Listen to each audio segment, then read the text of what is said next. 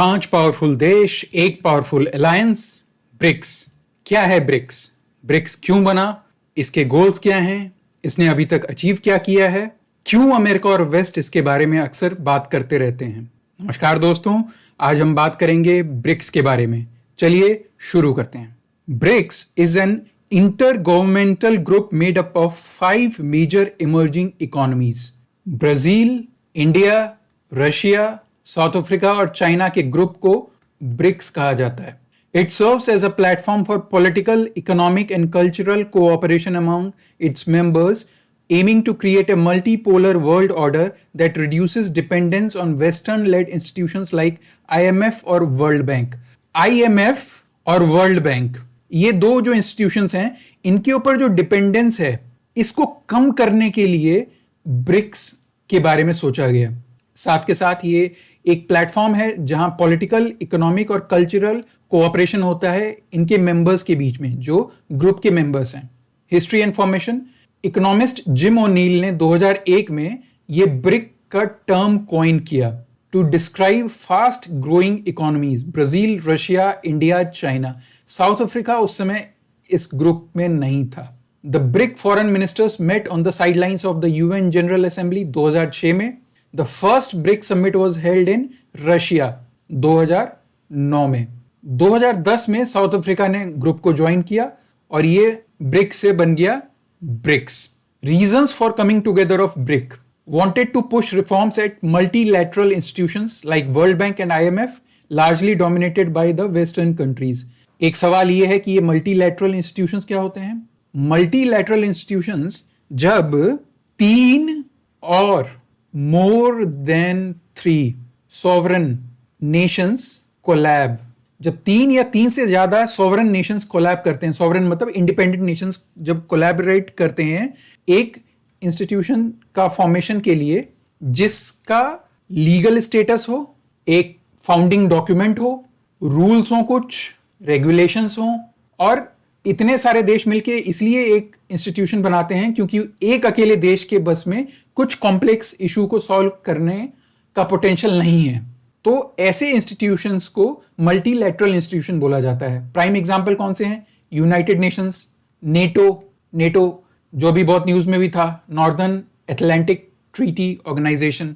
तो जो आईएमएफ और वर्ल्ड बैंक हैं, यहां पे रिफॉर्म्स को पुश करना था, इसकी वजह से ये ब्रिक्स नेशन साथ में आए। और क्यों? क्योंकि यहाँ पे जो ये इंस्टीट्यूशंस थे, यहाँ पे जो वोटिंग राइट्स थे ज्यादातर वेस्टर्न कंट्रीज के पास थे। 2008 में एक इकोनॉमिक रिसेशन आया यूएसए में, जिसकी वजह से ग्लोबल इकोनॉमी पे बहुत फर्क आया, बहुत एक धक्का लगा, और उसमें आईएमएफ और वर्ल्ड बैंक के साथ साथ अमेरिकन सिस्टम्स को भी ब्लेम किया गया। 2020 में बहुत सारी कंट्रीज के ऊपर इकोनॉमिक क्राइसिस आया। उस समय आईएमएफ ने उनकी हेल्प करने से मना कर दिया बहुत सारे देशों को, जबकि आईएमएफ का काम क्या है?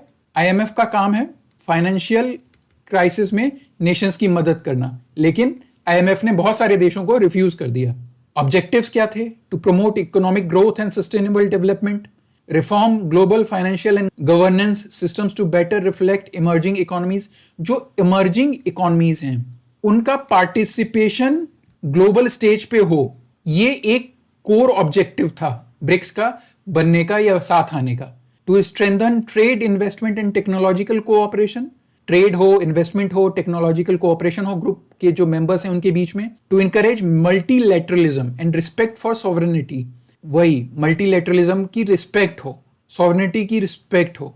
और to reform multilateral institutions like IMF and World Bank. जैसे मैंने अभी आपको बताया कि आईएमएफ और वर्ल्ड बैंक में रिफॉर्म्स का ऑब्जेक्टिव था इनका। की इंस्टीट्यूशंस जो इन्होंने फॉर्म किए, एक था न्यू डेवलपमेंट बैंक, 2014 में इसकी फाउंडेशन डली, और इसका काम क्या था? To fund infrastructure and sustainable development projects. ये एक तरीके से वर्ल्ड बैंक को राइवल करने के लिए बनाया गया था उसके कंपटीशन में। दूसरा सीआरए, कंटिंजेंट रिजर्व अरेंजमेंट, ये देशों को उनकी फाइनेंशियल क्राइसिस में हेल्प करने के लिए बनाया गया आईएमएफ के राइवल के तौर पे। BRICS Business Council to encourage business ties between member countries. Achievements क्या हैं? 2012 में BRICS nations pledged $75 billion to boost the lending power of International Monetary Fund। IMF का जो lending power है, जो पैसा देता है, वो जो पावर है उसको बढ़ाने के लिए 2012 में जो ब्रिक्स के नेशंस थे, इन्होंने $75 बिलियन प्लेज किए। कहा कि हम आपको $75 बिलियन देंगे। किस शर्त पे देंगे? इस शर्त पे देंगे कि आप जो अपने वोटिंग राइट के जो रिफॉर्म्स हैं वो रिफॉर्म करें आप। क्यों? क्योंकि उसमें वेस्ट की मोनोपोली थी, वेस्ट की डोमिनेंस है। तो ब्रिक्स के जो नेशन थे वो चाहते थे कि इसमें रिफॉर्म्स हो, और उसके लिए $75 बिलियन उन्होंने कहा कि हम आपको देंगे, आप बस इसमें रिफॉर्म करो। मार्च 2013 में जब 5वीं ब्रिक्स की समिट हो रही थी डरबन, साउथ अफ्रीका में, तो जो मेंबर कंट्रीज थे इन्होंने अग्री किया इस बात पे कि एक ग्लोबल फाइनेंशियल इंस्टीट्यूशन बनाना चाहिए जो कि वेस्टर्न डोमिनेटेड आईएमएफ और वर्ल्ड बैंक को राइवल कर सके। इसलिए वर्ल्ड बैंक को राइवल करने के लिए क्या बना? एनडीबी। और आईएमएफ को राइवल करने के लिए क्या बना? CRA, growth of intra BRICS trade and investment. जो ग्रुप के मेंबर्स हैं उनके बीच में ट्रेड और इन्वेस्टमेंट की ग्रोथ हुई। अब हम न्यू डेवलपमेंट बैंक की बात करते हैं।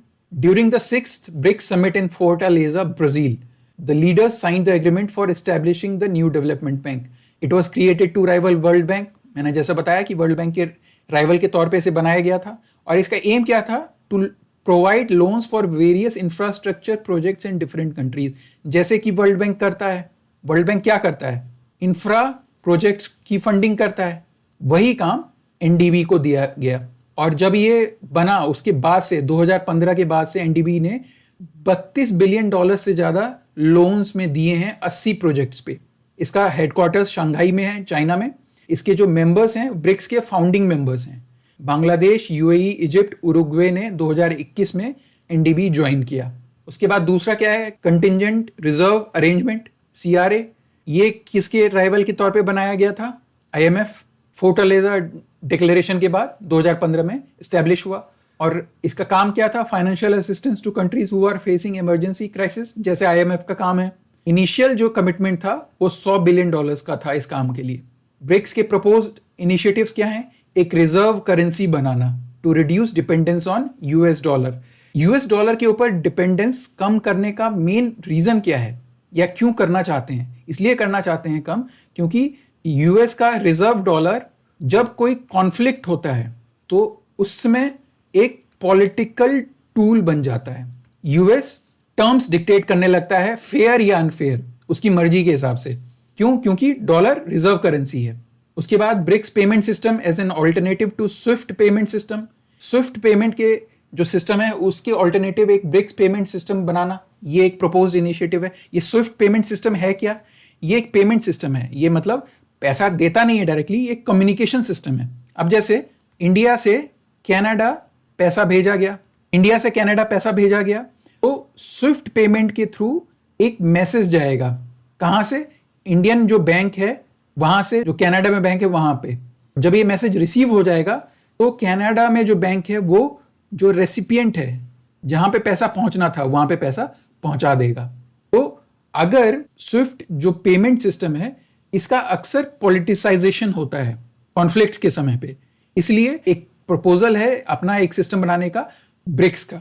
एक ब्रिक्स की क्रेडिट रेटिंग एजेंसी बनाने का प्रपोजल है। क्यों? क्योंकि जो S&P है, फिच है, मूडी है, ये सारे वेस्ट की तरफ से हैं, और ऐसा परसेप्शन है, माना गया है ब्रिक्स के मेंबर्स के द्वारा कि ये जो रेटिंग एजेंसीज हैं ये न्यूट्रल नहीं है, ये प्रो वेस्ट हैं, हाईली पार्शियल हैं, और इनका बहुत बड़ा रोल होता है इन क्रेडिट रेटिंग एजेंसीज का किसी भी देश को लोन दिलवाने में। अगर ये किसी भी देश का जो परसेप्शन है उसको अगर डाउनग्रेड कर दे तो क्या होगा? लोन मिलने में दिक्कत होगी। इसलिए अपना एक क्रेडिट रेटिंग एजेंसी बनाने का प्रपोजल है ब्रिक्स नेशंस का। रीसेंट डेवलपमेंट्स क्या हुए हैं? ब्रिक्स एक्सपेंड हुआ है। Saudi Arabia, UAE, Egypt, Iran और इथियोपिया और अर्जेंटीना ने ज्वाइन किया है। अर्जेंटीना ने बाद में विड्रॉ कर लिया 2024 में। एक कॉमन करेंसी बनाने की बात तो चल ही रही है, जैसा कि हमने बात की थी। Greater focus on technology and green energy in cooperation. AI पे, टेक्नोलॉजी और ग्रीन एनर्जी पे जो कोऑपरेशन है ऐसा हो आपस में मेंबर कंट्रीज के बीच में, इस पे बातचीत है। चैलेंजेस क्या हैं? इंटरनल डिफरेंसेस जो हैं, जियोपॉलिटिकल टेंशंस इंडिया और चाइना के बीच में, जैसे बॉर्डर डिस्प्यूट्स हैं। अब जैसे डोकलाम हुआ, उसके बाद गलवान हुआ, ये एक मेजर चैलेंज है। सिर्फ यही नहीं, चाइना और रशिया के बीच में भी टेंशंस हैं। ऑल्दो कोई बहुत बड़ा कॉन्फ्लिक्ट नहीं हुआ है, लेकिन बॉर्डर डिस्प्यूट्स इन दोनों के बीच में भी हैं। चाइना की जो इकोनॉमिक डिस्पैरिटी है बाकी मेंबर्स के साथ, वो बहुत ज़्यादा है। फॉर एग्जांपल, इंडिया की जो इकॉनमी है वो $4.2 ट्रिलियन है। चाइना की जो इकॉनमी है वो $15 ट्रिलियन है। बहुत गैप है। तो ये एक इशू है। ग्लोबल प्रेशर्स, रशिया के ऊपर हमेशा कुछ ना कुछ इशू बना रहता है। अभी तो यूक्रेन वॉर के बाद से सैंक्शंस लगे हुए हैं, नहीं तो वेस्टर्न ऑपोजिशन रहता ही रशिया के अगेंस्ट। वेस्टर्न जो ब्लॉक है वो नहीं चाहता है कि एक मल्टीपोलर ब्लॉक बने। ग्लोबल सिग्निफिकेंस क्या है इस ग्रुप की? It represents over 40% of global population. जो दुनिया की जो टोटल आबादी है उसका 40% इस ब्लॉक के पास है, ब्रिक्स के पास। उसके बाद it accounts for 26% of global GDP. Total दुनिया की जीडीपी का 26% है बाई नॉमिनल टर्म्स, और 1/3 है 33% पीपीपी टर्म्स। ये पीपीपी क्या होता है?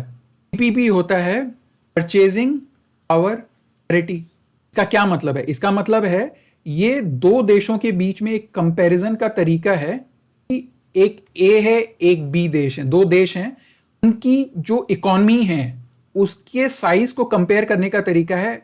और क्या देख के? ये देख के कि भाई ए के जो सिटीजन्स हैं, बी के जो सिटीजन हैं, ये अपने देश में अपने पैसे से क्या खरीद पा रहे हैं, उसको पीपीपी बोला जाता है। तो उस टर्म्स में दुनिया का 33% है ब्रिक्स। ग्लोबल ट्रेड, फाइनेंस और डिप्लोमेसी को रीशेप करने में एक बहुत इंपॉर्टेंट रोल है ब्रिक्स का। मुझे उम्मीद है आपको ये वीडियो पसंद आया होगा।